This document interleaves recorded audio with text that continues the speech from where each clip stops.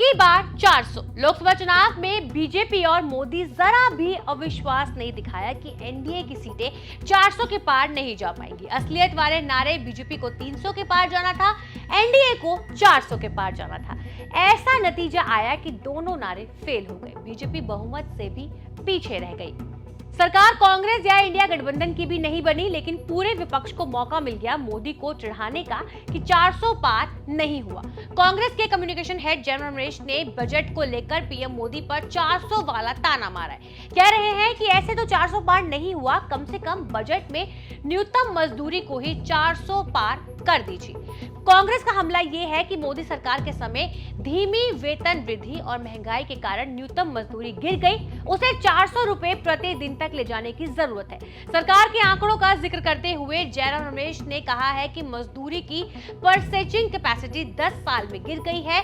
मनमोहन सिंह के समय खेतर मजदूरी हर साल 6.8% की दर से बढ़ रही थी, लेकिन मोदी के कार्यकाल में मजदूरी में हर साल 1.3% गिर रही है। लोकसभा चुनाव में 272 की लड़ाई में सबसे ज्यादा 400 वाले नंबर की गूंज रही थी। मोदी 400 सीटों के नारे लगा रहे थे, राहुल गांधी मजदूरों के हक में न्यूनतम मजदूरी 400 करने का वादा कर रहे थे। सत्ता में आने पर हर मजदूर की मजदूरी पहले दिन से 400 रुपए प्रतिदिन तक बढ़ाने की कसम खाते रहे। मोदी को 400 सीटें नहीं मिली, राहुल को 272 सीटें नहीं मिली। न्यूनतम मजदूरी भी 400 पार हो ना सकी। हालांकि चुनाव बाद भी राहुल गांधी ने किसान, मजदूर, युवा वाले मुद्दे छोड़े नहीं। कुछ दिन पहले राहुल गांधी दिल्ली के जीडीपी नगर में कंस्ट्रक्शन मजदूरों के साथ काम करते हुए दिखे थे। आपको बता दें कि 23 जुलाई को बजट पेश होना है। मोदी सरकार 3 का पहला बजट होगा।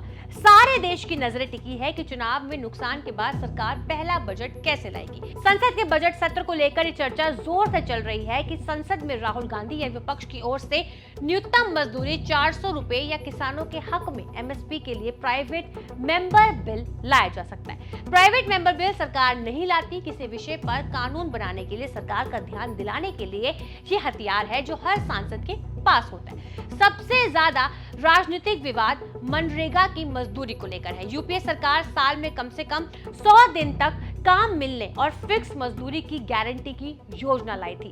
यूपीए सरकार की सबसे हिट योजनाओं में रहा है मनरेगा, जिसका क्रेडिट आज भी कांग्रेस लेती है। मोदी सरकार ने मनरेगा बंद नहीं किया, लेकिन सोनिया गांधी, राहुल गांधी आरोप लगाते रहे हैं कि सरकार ने मनरेगा में पैसे देना कम कर दिया। 2024-2025 के सरकार ने अलग अलग राज्यों के लिए मनरेगा की मजदूरी फिक्स की, तो राहुल गांधी ने ताना मारा था कि मजदूरों का वेतन मोदी सरकार ने 7 रुपए बढ़ाया है। 700 करोड़ खर्च करके आपके नाम पर धन्यवाद मोदी अभियान भी शुरू कर सकते हैं। बाकी आपको क्या लगता है कि अब जब बजट आएगा तो उसमें क्या क्या नए बदलाव हो सकते हैं? जो भी आपकी राय है आप हमें कमेंट सेक्शन में जरूर बताइएगा। शुक्रिया।